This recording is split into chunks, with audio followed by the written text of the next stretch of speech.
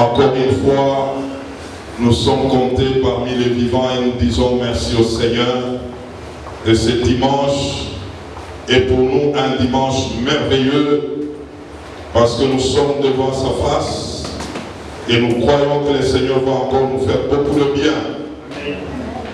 Nous sommes toujours dans notre grand thème, vivre dans un nouveau départ. Et ce matin, nous avons un sous-thème, c'est toujours en Christ. Nous disons en Christ, nous sommes plus que vainqueurs. En Christ, nous sommes plus que vainqueurs. Alors, quelqu'un sera béni ce matin.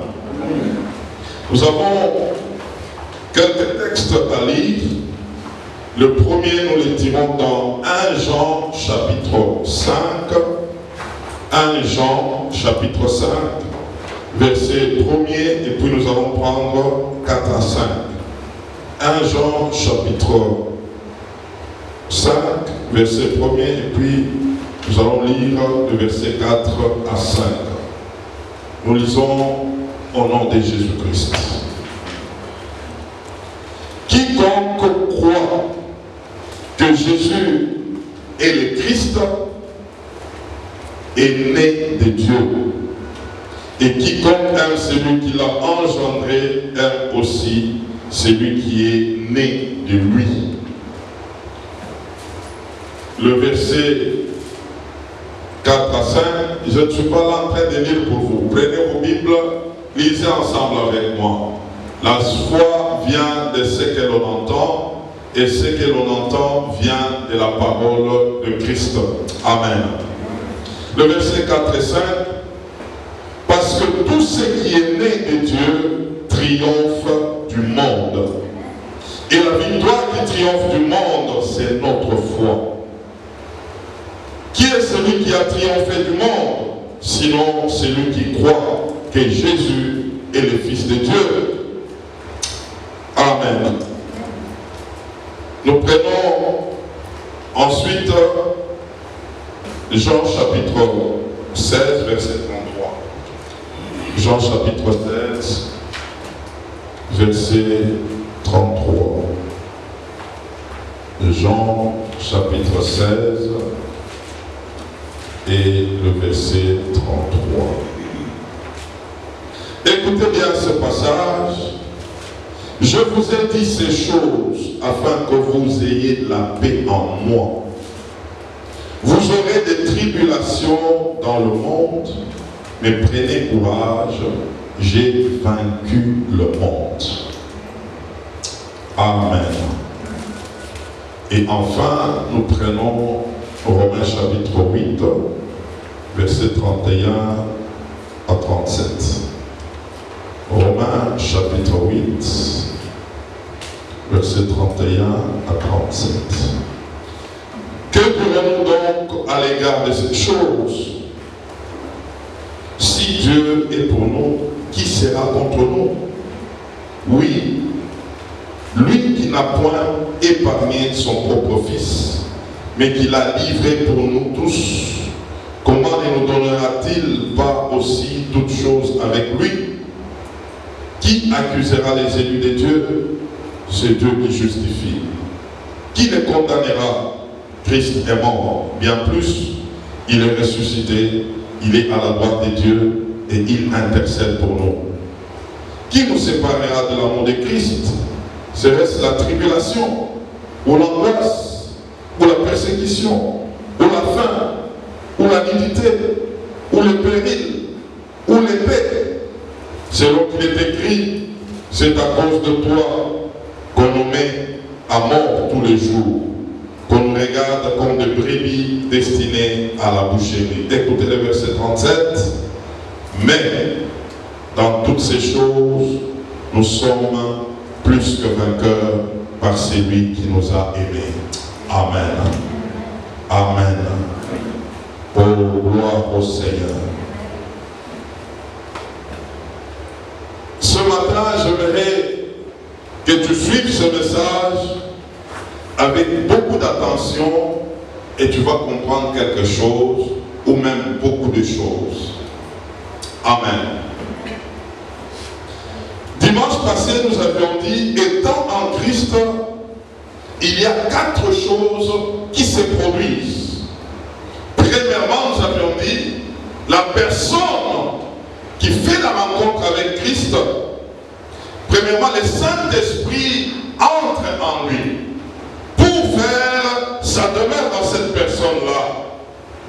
Et deuxièmement, nous avions dit, le fait qu'il est entré en Christ, le Seigneur les sort de l'environnement spirituel où il était et il l'introduit dans l'environnement spirituel de Dieu. Et troisièmement, nous avions dit, cette personne va se greffer au corps mystique de Jésus-Christ que nous appelons l'Église universelle. Il devient membre du corps de Christ. Donc Christ est la tête et lui devient un membre de ce corps-là.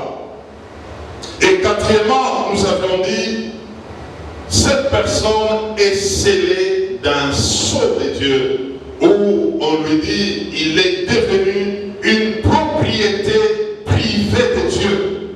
Alléluia. C'est pour vous dire, mes frères, que la nouvelle naissance n'est pas peu de choses. Quelqu'un qui est en Christ, correctement, il a subi des changements, des grands changements sur le plan spirituel.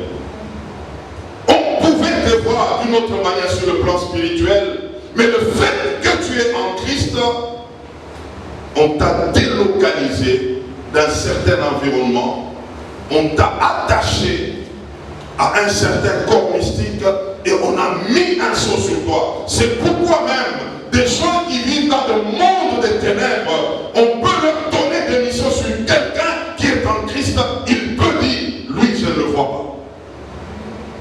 Je l'ai cherché, mais je ne l'ai pas trouvé. Mais toi tu peux être là, tu dors calmement. C'est en Christ, frère.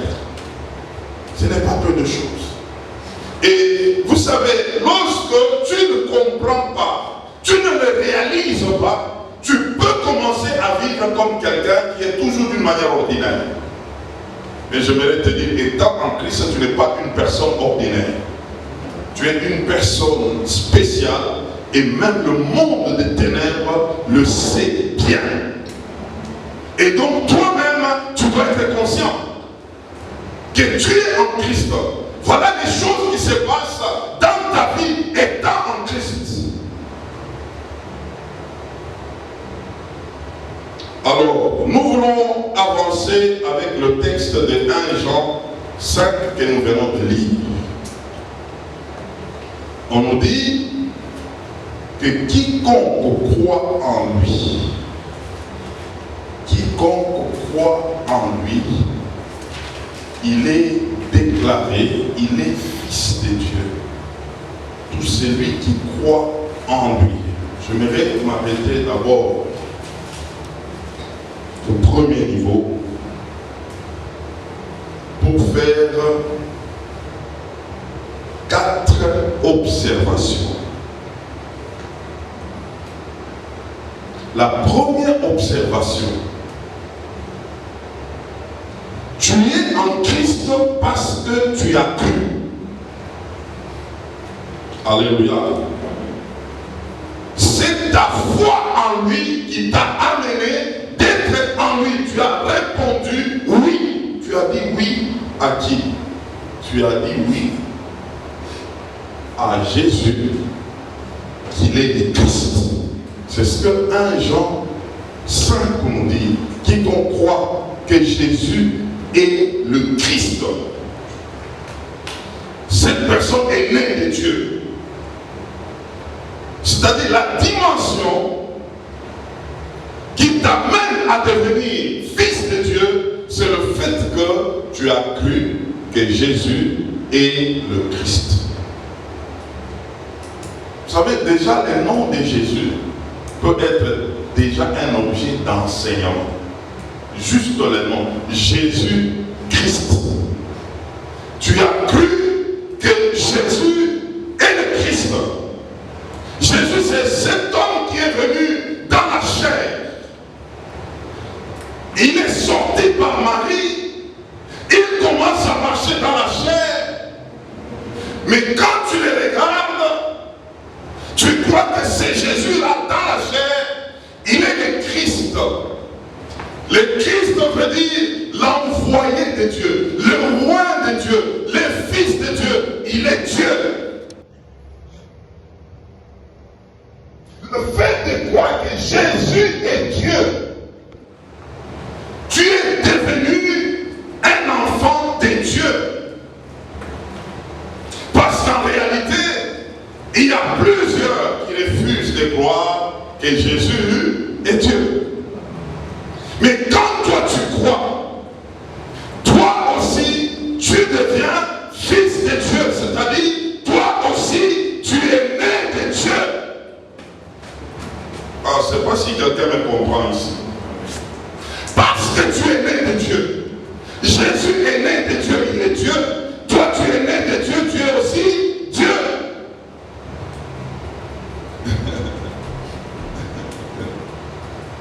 Je sais que ça veut dire ce passage. C'est lui qui croit que c'est lui qui est venu dans la chair. Dans la chair, il est Dieu. Toi aussi tu es venu dans ce monde, dans la chair. Mais tu crois, tu deviens fils de Dieu. C'est que toi aussi, tu es Dieu. Aïe, aïe, aïe. Jean chapitre 3, verset 6, la Bible nous dit, tout ce qui est né de la chair est chair. Et tout ce qui est né de l'esprit est esprit. Tu es né de Dieu qui est esprit.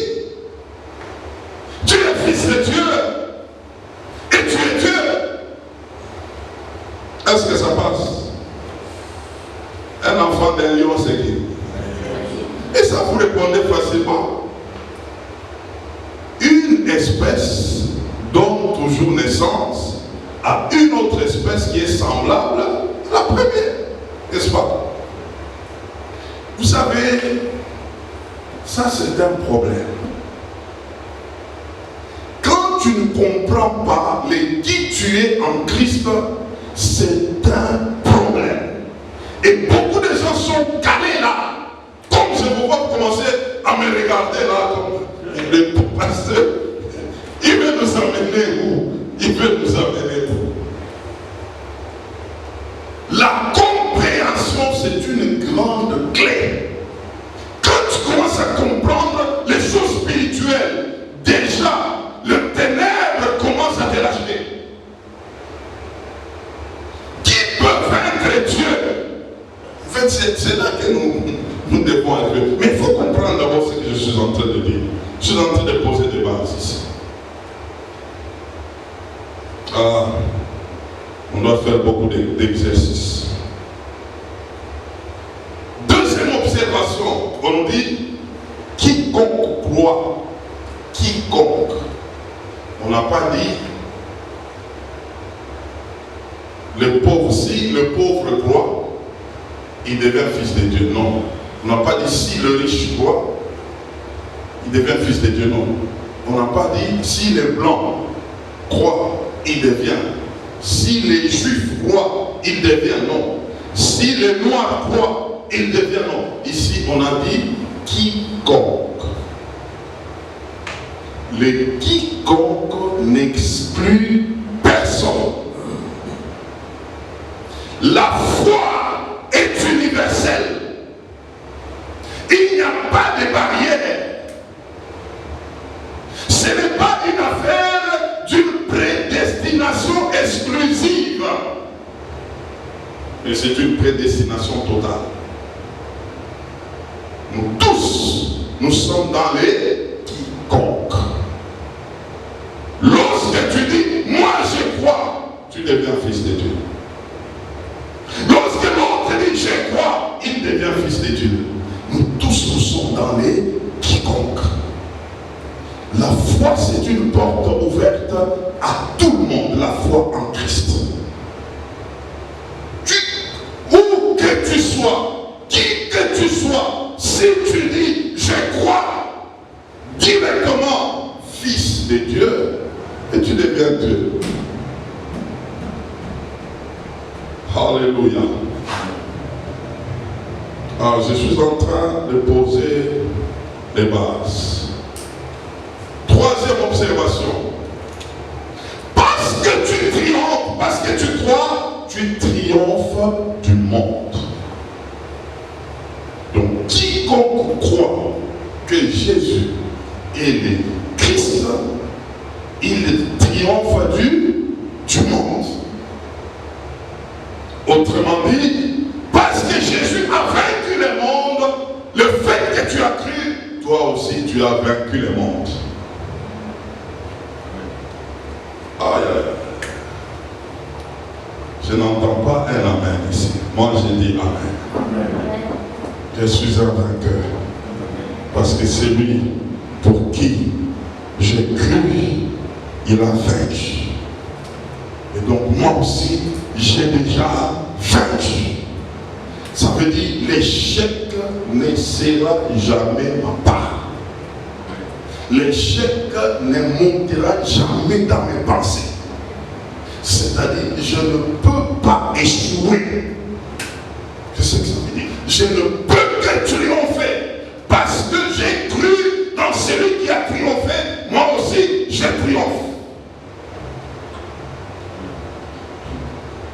Tout ce qui est né de lui triomphe du monde. Parce que j'ai cru, moi aussi, je triomphe du monde. Et quatrième observation, tout ce qui a pris naissance étant en Christ triomphe du monde. C'est-à-dire quoi?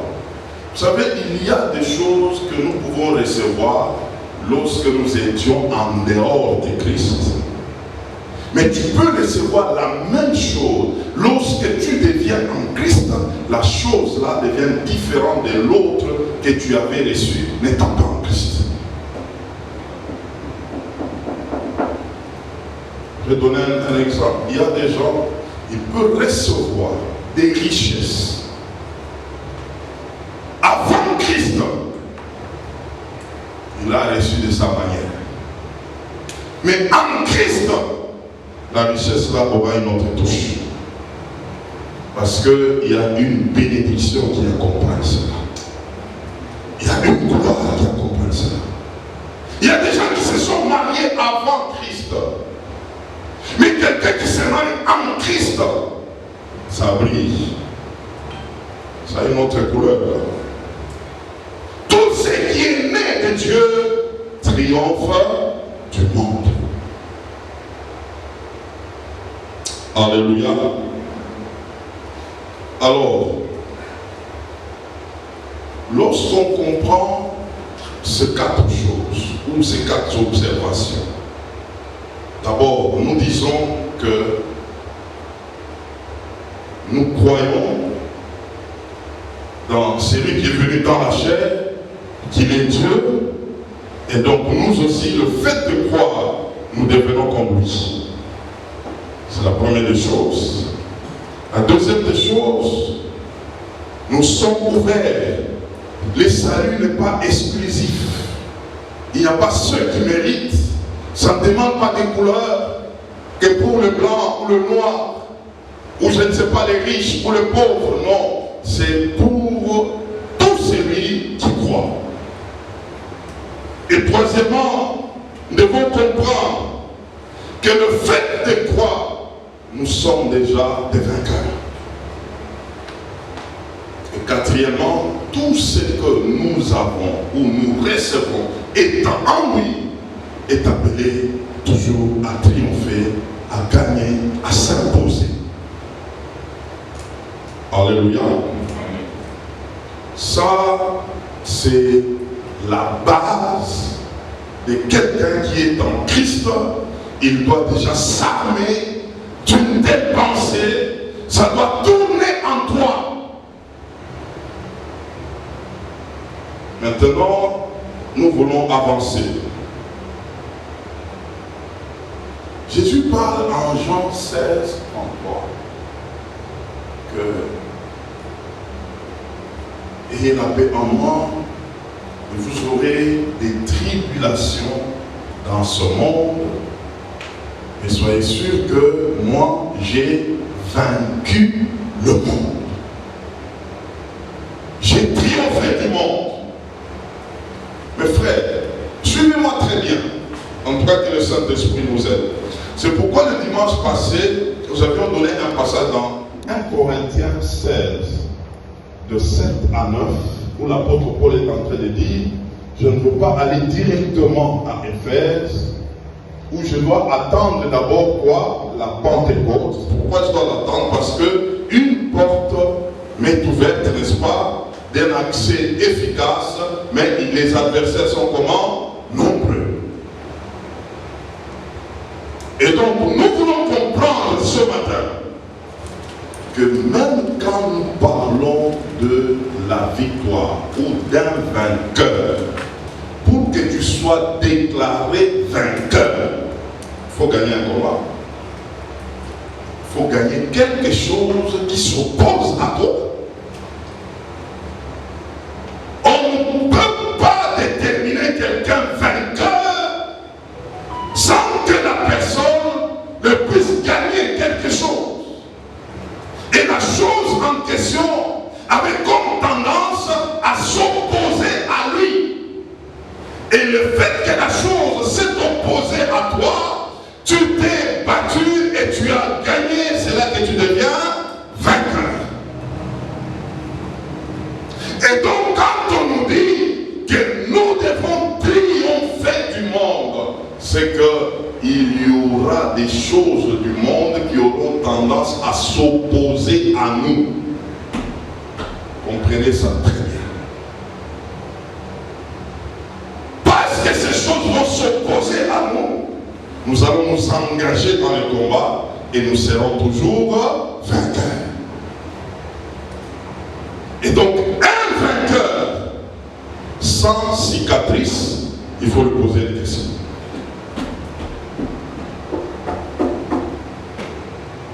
Amen. Quelqu'un vient et te dit non, moi là tu vois, j'ai des ceintures que j'ai déjà gagnées. Ou dans tel poids, ça c'est un boxeur. Je ne sais pas, poids léger, poids lourd, j'ai beaucoup de ceintures. Il te dit des choses comme ça, il faut lui poser la question. Tu me montres les ceintures, montre-moi aussi les cicatrices. Montre-moi des marques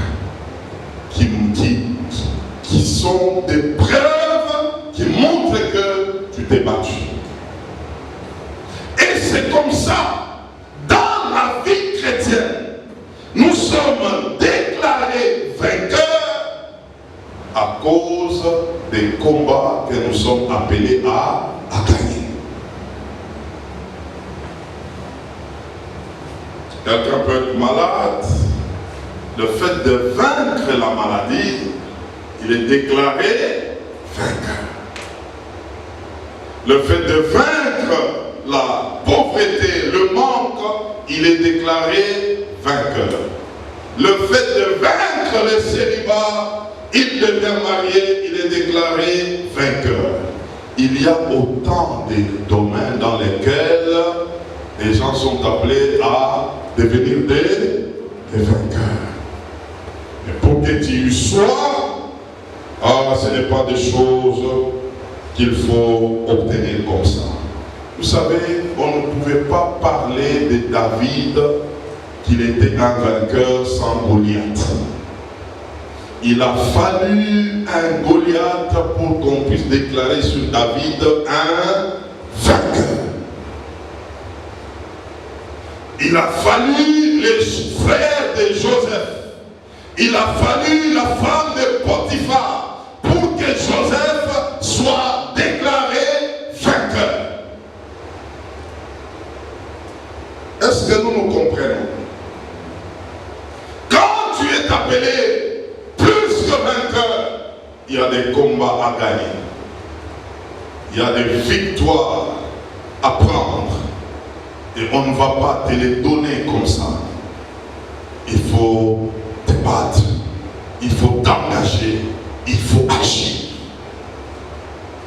Et c'est Paul qui déclare maintenant dans Romains 8 que dans toutes ces choses, Et toutes ces choses-là, c'est beaucoup de choses.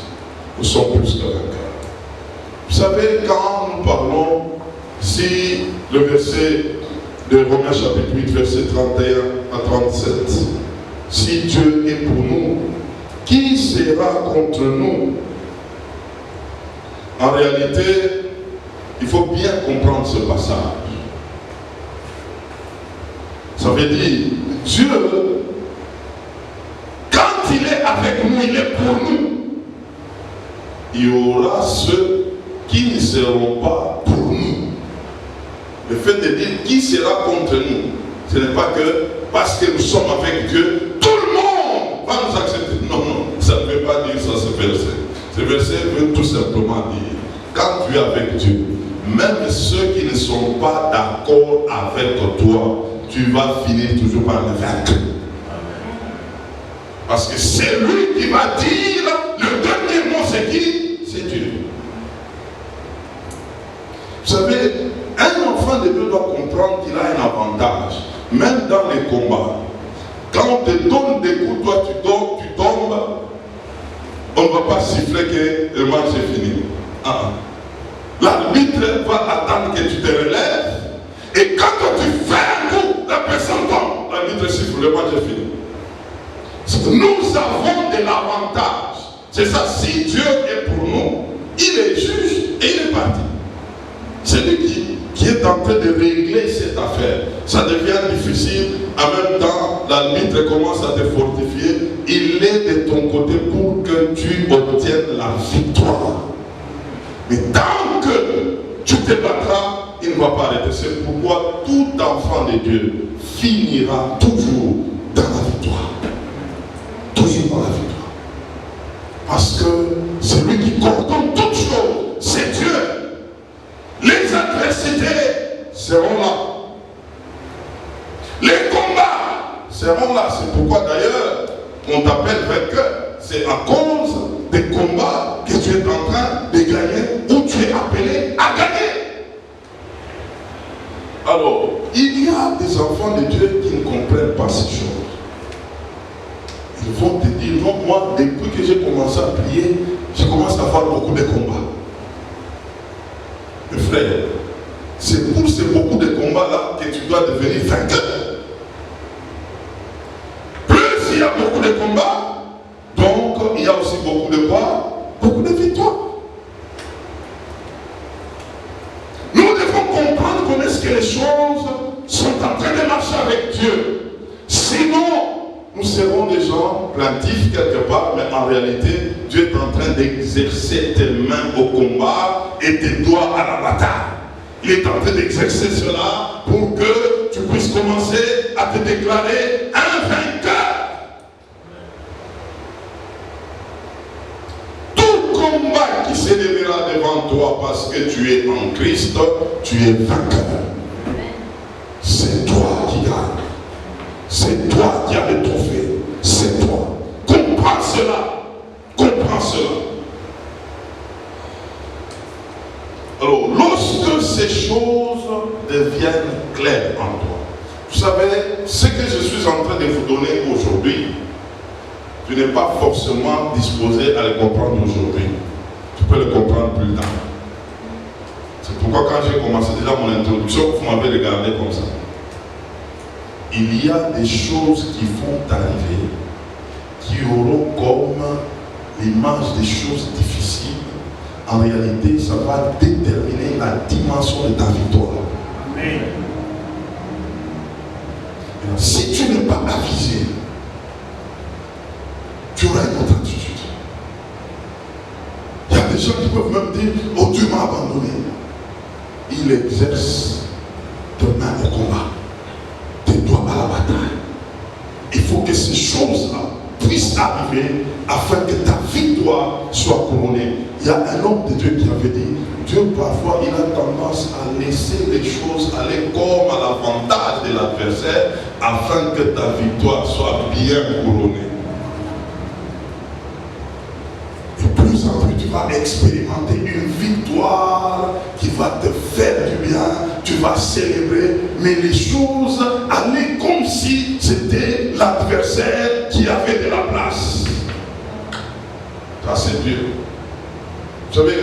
on a arrêté Joseph, on les prend par ses frères, on les jette dans la citerne. Et dès là, on le prend, on les vend. C'est les Madianites, ils vont avec lui, ils les vendent encore. Joseph, on l'a vendu 2 fois, frère. Ça, ce n'était plus un homme, ça c'était une marchandise. Et on les vend comme ça, et il arrive quelque part, et on crée encore le problème à lui. Non, il a voulu violer le mari, la femme du chef, et on les prend en prison. On a attiré le regard sur la personne. Et même cette personne pouvait regarder et pouvait dire, mais pourquoi ces choses-là? Parce qu'il y avait quelque chose qui l'attendait. Afin qu'il soit bien couronné. Et que tout le monde puisse admirer le couronnement de Joseph. Et donc ces choses, ce ne sont pas seulement ici dans la Bible, ce sont des choses que moi et toi nous devons vivre. Parce que nous sommes plus que vainqueurs. Nous devons vivre ces choses. C'est comme ça qu'il y a des adversités qui arrivent. Des situations difficiles. Des résistances. Des choses, de fois tu te réveilles, tu dis, j'ai fait quoi? Tu n'as rien fait, mais il y a une victoire qui est en train de te préparer. Tu n'as pas de questions, tu n'as pas de réponses à certaines choses qui t'arrivent. Mais en réalité, on te prépare à une histoire de gloire. Une histoire où tu vas célébrer la victoire. Et donc ces choses, nous devons les comprendre. Beaucoup d'enfants de Dieu souffrent en eux par le fait qu'ils ne comprennent pas les choses. C'est comme ça que je vous ai dit, un enfant de Dieu est condamné toujours à gagner. Toujours. J'ai dit bien toujours. Pourquoi? Parce que notre maître a vaincu le monde. En disant, une telle pensée, un tel entendement te positionne à une mentalité de victoire. C'est qu'à tout temps, même si je ne vois pas l'issue, je dis dans cette affaire, je vais sortir vainqueur. J'ai cette mentalité. J'ai compris les choses du royaume. J'ai compris comment ça commence et comment ça se termine. Vous savez, il y a des gens, il faut qu'ils soient là pour nous aider à arriver là où nous devons arriver. Mais dans leur rôle, ils ne jouent pas de bons rôles. Mais ils sont indispensables pour nous, pour que ces choses puissent s'accomplir. Qu'on puisse dire dans toutes ces choses-là, il y a des situations, il y a des personnes qui viendront afin de servir pour que l'accomplissement des victoires soit une réalité. Et tu dois le comprendre. Tu dois le comprendre. Jésus, il a crié, il dit, on m'a haï sans cause.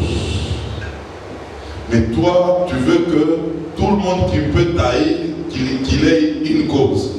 Il y aura d'autres qui vont tailler sans cause. Parce que le maître, il est passé par là. Il y a des situations qui sont normales. En réalité, lorsqu'on les comprend. Mais quand tu ne comprends pas, tu diras que c'est anormal. Pourquoi ça? Pourquoi? Souvent, les personnes qui se posent des questions de pourquoi, ce sont des personnes qui ne comprennent pas ce qui se passe réellement avec Dieu. Mais quand tu comprends, tu comprendras qu'il y a des personnes tremplins, il y a des situations tremplins, il y a des moments où il a fallu ça pour que tu arrives là où tu dois arriver. Mais lorsque on ne réalise pas tout ça, alors on va commencer à se poser des questions. Non, moi je ne comprends pas. Non, moi depuis que je sers Dieu. Non, moi depuis que je suis là, rien avant. Vous savez, quand je vous parle de ces choses, même quand je regarde l'église telle que nous sommes là, j'ai une autre attitude par rapport à ça. Parce que avec Dieu, nous devons passer par là où nous sommes en train de passer.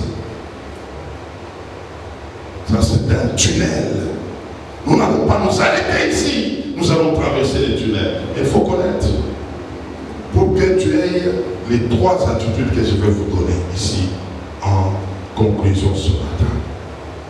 Quand tu comprends toutes ces choses-là, tu auras 3 attitudes qui vont t'accompagner. Et si je peux dire ce matin, c'est ce que je suis venu te donner. Étant plus que vainqueur, il y a des attitudes que tu dois posséder, que tu dois marcher avec. Parce qu'il y a des situations qui vont arriver pour t'amener à devenir vainqueur. Ces situations ne viendront pas pour te souiller. Ces situations viendront, ça peut t'amener dans des pleurs. Ça peut t'amener dans des questionnements. Ça peut t'amener dans des choses où tu regardes, tu dis Dieu, est-ce que tu es avec moi? Il est avec toi. Comprends que tu es en train d'aller quelque part. Alors ce qui implore, c'est les 3 attitudes que j'aimerais vous communiquer lorsque vous comprenez. Donc ce message ne les prend pas au niveau de ces 3 attitudes. Commence par les débuts. Que étant en Christ, voilà ce qui se passe.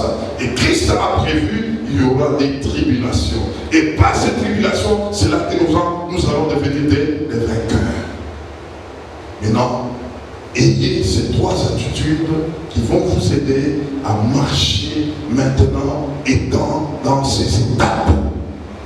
La première attitude à avoir, c'est de vivre sans crainte.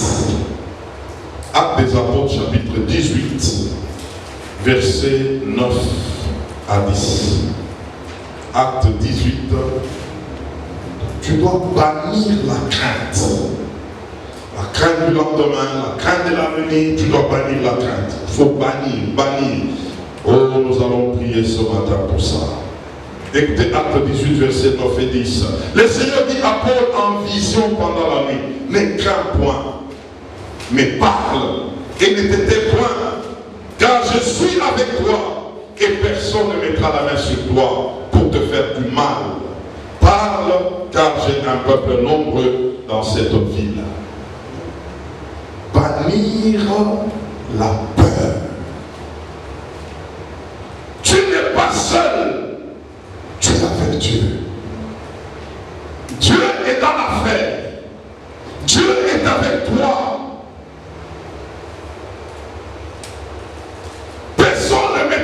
Sa main sur toi, comme pour dire, on ne peut pas te terrasser, on ne peut pas te mettre par terre. Comprends ça, que l'adversité monte, que les tribulations montent, n'aie pas peur, parce que personne ne mettra la main sur toi, personne ne va arrêter ta vie, personne ne va te faire disparaître, personne. Dieu est avec toi. Amen. Dieu est avec toi. Comprends cela. Quand tu entres, tu es dans cette situation. Tu es comme dans un couloir, un corridor sombre. Tu n'es pas seul. Dieu est avec toi. Réalise comme cet homme de Daniel. Cet homme qu'on a amené dans cette fournaise. Ou plutôt dans ces lieux qui avaient des lions. Il est entré là-bas, mais il n'était pas seul. Dieu était avec lui.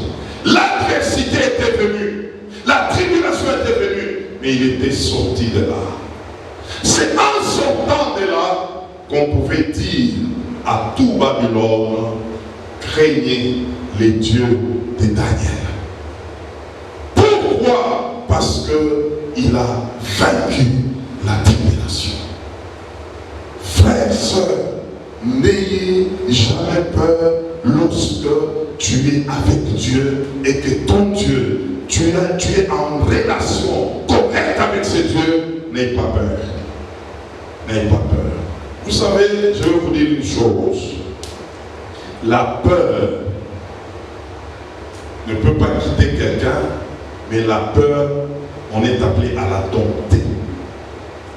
À tout temps, devant une situation, qui que tu sois, il y aura toujours une racine de peur, mais c'est à toi de dompter cette racine-là, et ça marche.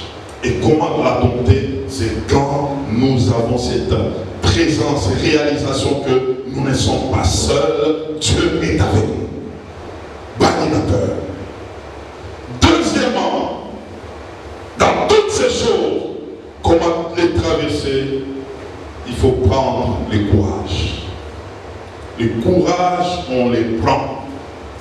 En toi, il y a une portion de courage. Actes des Apôtres 23, verset 11. Il faut prendre le courage. On ne dit pas il faut demander le courage, mais il faut faire quoi? Prendre le courage. Parce que le courage est toujours en toi. Acte 23, verset 11. La nuit suivante, le Seigneur apparut à Paul et dit, prends courage. Prends courage. Car de même que tu as rendu témoignage de moi dans Jérusalem, il faut aussi que tu rendes témoignage dans Rome. Prends courage. À Jérusalem, là dont on parle, il a eu des problèmes. Il a eu des adversités. Il s'est retrouvé, Paul était sorti de Jérusalem, on l'avait mis dans un panier. On est allé les sortir de nuit, à côté d'un mur. On les traverse dans un panier, c'est comme ça qu'il est sorti de Jérusalem. Mais le Seigneur est en train de lui dire, prends courage. Comme tu avais témoigné là-bas, tu vas encore aller témoigner à Rome. Prends le courage. Que les adversités ne t'arrêtent pas. Prends courage. Le courage est en toi. C'est à toi de le prendre. C'est à toi d'agir avec ça. Et quand tu agis avec ce courage, étant avec Dieu, ça va marcher. Ça va marcher. Le courage. Un enfant de Dieu doit se servir du courage que Dieu a placé en lui. C'est pourquoi, même avec Gédéon, Dieu l'a vu, il l'a appelé vaillant héros, il lui dit, va avec la force que tu as. Dans ce courage-là, il y a une force qui va t'accompagner. C'est déjà en toi. Comprends ça comme ça. Pas de peur, prends courage. Et troisièmement, enfin, sers-toi de la paix de Dieu. C'est servir de la paix de Dieu. Ésaïe 30, verset 15. Quand nous croyons en Christ, nous sommes réconciliés avec Dieu et c'est la paix de Dieu. Quand nous sommes en Christ, nous sommes réconciliés avec Dieu. Nous sommes en paix avec Dieu. Le fait d'être en paix avec Dieu, il y a la paix de Dieu qui vient entrer en nous. C'est de cette paix dont je parle. Une paix qui vient dans des moments d'adversité.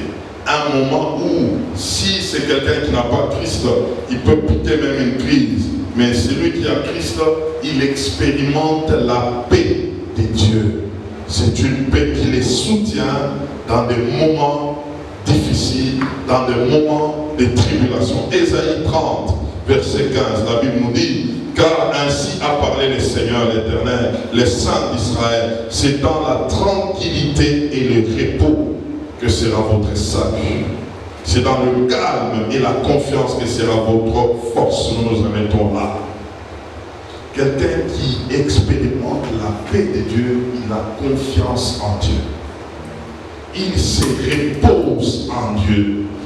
Il est tranquille, comme quelqu'un qui dit, malgré toutes ces choses ici, moi je vois la victoire qui est devant moi. Je vais traverser, je veux aller de l'avant, je veux marcher malgré toutes ces choses. La tempête peut s'élever, mais Jésus était dans la barque, Jésus dormait. Il était dans une paix intérieure parce qu'il savait que cette tempête ne va pas rester comme ça. La tempête va s'arrêter. Mes frères, c'est comme ça que Exode 14, verset 13 à 14, où Moïse était en train de parler aux fils d'Israël, lorsque les Égyptiens étaient en train de faire pression. Ils venaient, ils étaient en train de courir pour pour les atteindre, Moïse pouvait se lever en disant, regardez ces Égyptiens qui sont en train de venir, et aujourd'hui c'est la dernière fois de les regarder, parce que vous ne les verrez plus. Gardez silence, l'Éternel combattra pour vous. Il était calme et les ennemis venaient. Ces trois choses, lorsque ça nous caractérise, et nous sommes en Christ, attendons-nous à des grandes victoires.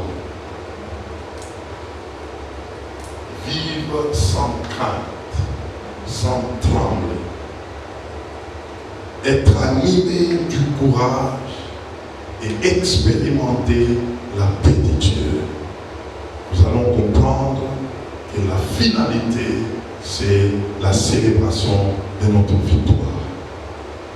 Et n'oubliez pas, retenez cela, étant enfant de Dieu, l'échec ne sera jamais ton partage. Ne pense même pas à ça, même en songe, ne pense jamais à l'échec. Dans tout ce que tu entreprends avec le Seigneur, tu es appelé à vaincre. Tu es plus que vainqueur. Parce que c'est lui-même l'arbitre. C'est lui-même qui gère ce match-là. C'est lui-même qui coordonne les choses. Il sait comment l'ennemi se mettra par terre. Et quant à toi, comprends qui tu es en Christ, comprends ce que les saluts renferment, comprends ces choses. C'est pourquoi j'ai dit, ces trois choses, ne les prenez pas comme ça. Commencez par la première chose que je vous ai donnée. Lorsque tu commences à te comprendre, étant en Christ, il y a des situations où tout le monde peut trembler, mais toi tu seras calme. Tu seras tranquille. Tu as de regarder deux fois même, tu ne vas pas parler, parce que tu sais comment ça va se terminer. Il y a des gens qui nous ont combattus, mais aujourd'hui, ils sont là en train de témoigner. Et des gens comme ça, il ne faut pas leur faire de problème. Parce que, n'eût été eux, tu n'allais pas comprendre certaines choses dans ta vie. Alors ce matin, j'aimerais que chacun de nous puisse bannir la peur du lendemain. Vous savez, ici, quand quelqu'un a peur du lendemain, il peut se retrouver en train de faire du n'importe quoi. Il a peur, la peur peut t'amener, peut t'agiter. Tu commences à toucher ici, à toucher là-bas, parce que quand tu te dis, je regarde le lendemain, je ne vois pas clair. Mais quelqu'un qui comprend ces choses, un lendemain même, il est tranquille, il est en train de faire des choses pas à pas. Il sait qu'il est en train d'aller quelque part. La peur pousse beaucoup de gens à faire du n'importe quoi, à s'agiter. Ils sont là, ils n'ont pas un esprit tranquille. Garde le calme. Regarde les cap avec courage. Tu finiras vainqueur. Tu finiras vainqueur. Tu finiras vainqueur.